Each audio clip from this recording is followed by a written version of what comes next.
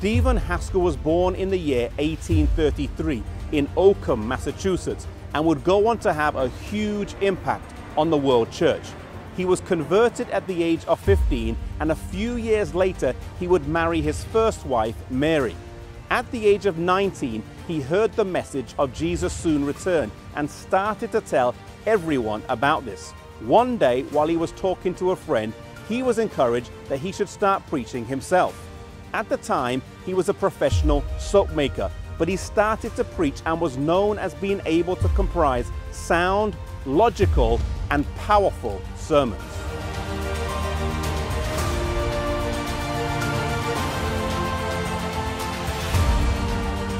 In 1853, he attended a camp meeting in Winsted, Connecticut, after which he decided to travel through Canada.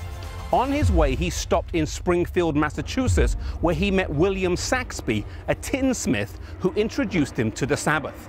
Despite being initially opposed to it, he listened to him, and after studying it out, he realized that it was biblical and committed to keeping it. A visit later on with Joseph Bates would further solidify this decision that he had made.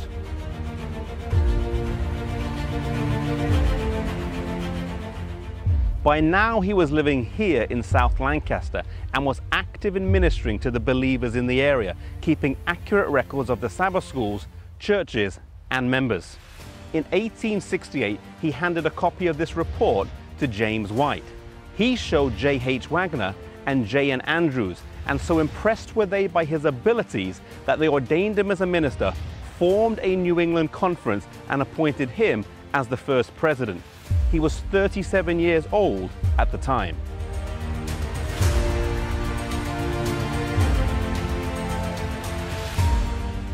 Another initiative that he started during his time here in South Lancaster was the Vigilant Missionary Society. They started by writing letters of encouragement, lending books and papers, and praying for people. Over time, this small society would grow and flourish until it became the ABC, or Adventist Book Center, as we know it today.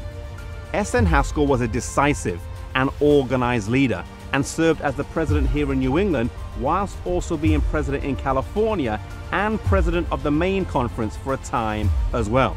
While he was president here in New England, he saw the forming of the South Lancaster Academy, which would go on to become the Atlantic Union College. Standing behind me is Founders Hall, built in 1884, the oldest original Adventist school building.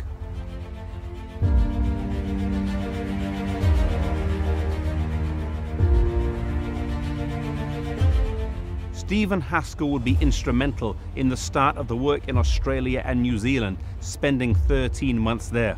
Whilst he was away traveling, his wife Mary would stay at home. She was a committed Christian and bore her physical pain with patience. Later on, she and Stephen would move here to California, where she is buried. Writing in Ellen White, Stephen said, "I loved her and she loved me," in capital letters, as if to emphasize the point.